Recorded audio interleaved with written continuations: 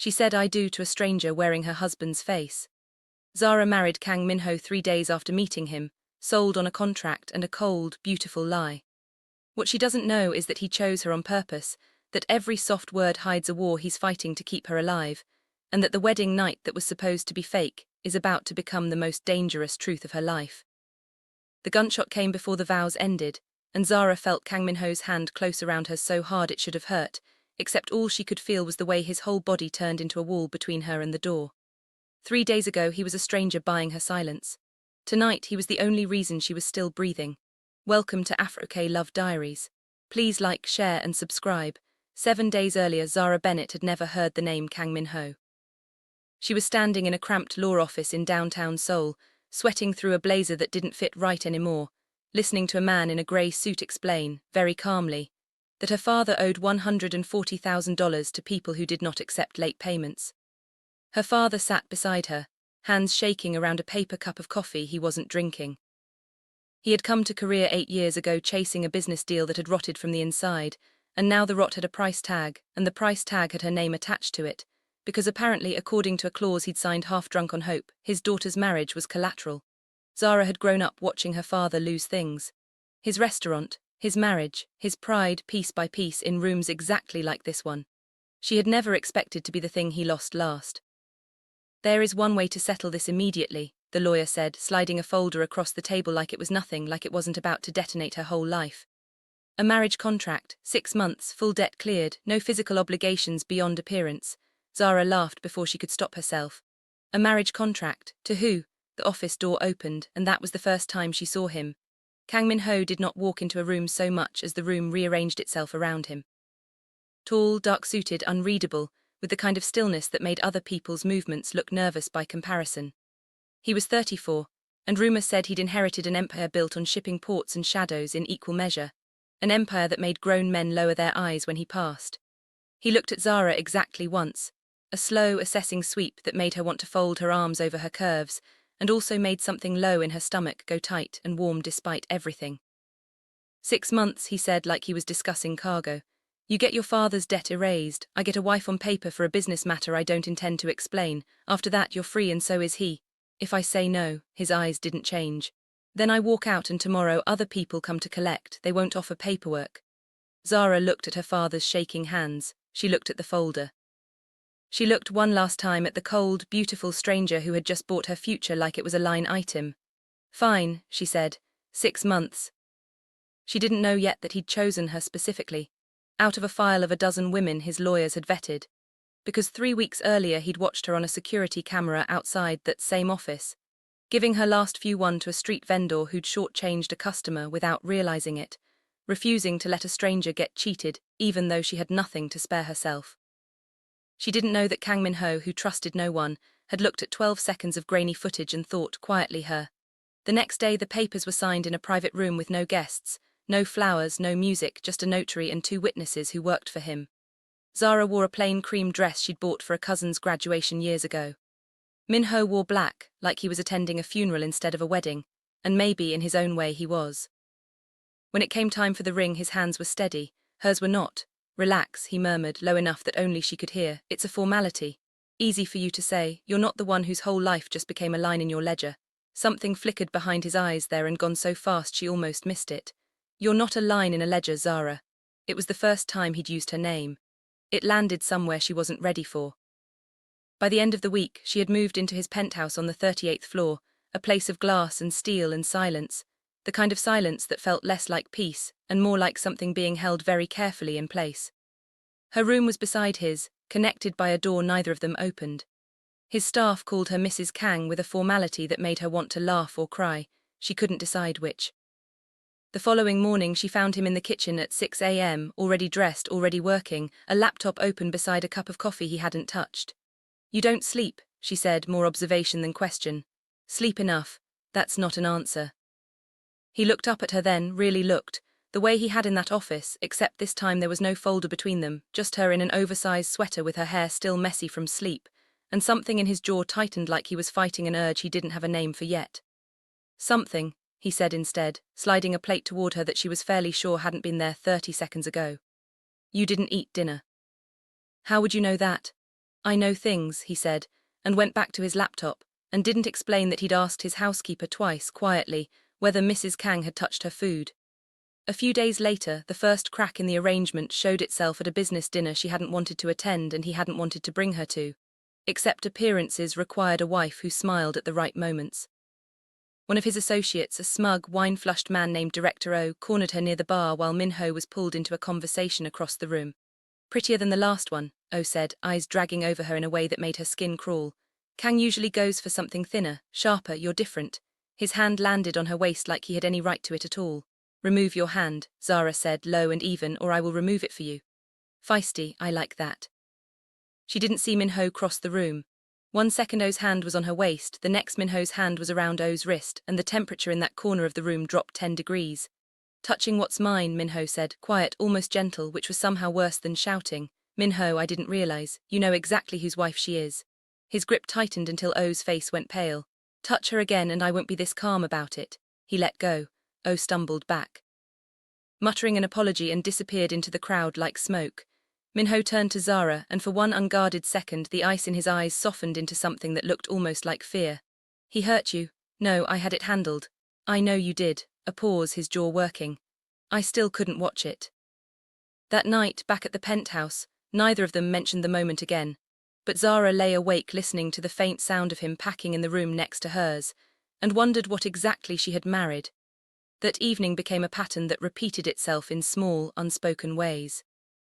He started leaving things for her that he never announced, a specific brand of tea she'd mentioned once in passing, a sketchbook after she'd admitted, half joking, that she used to draw before her life became about survival instead of dreams.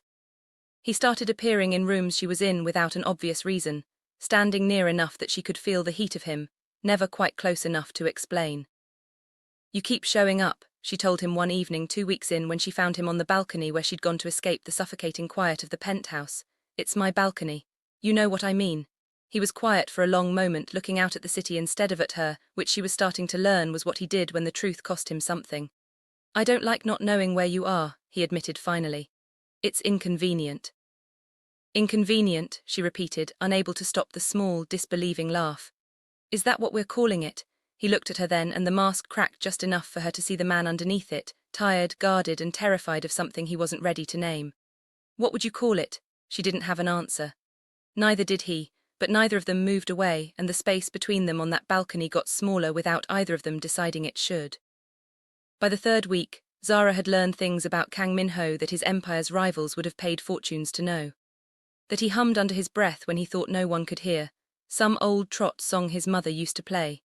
That he checked the locks on every door twice before bed, a habit that spoke of a childhood she suspected had taught him early that safety was never guaranteed.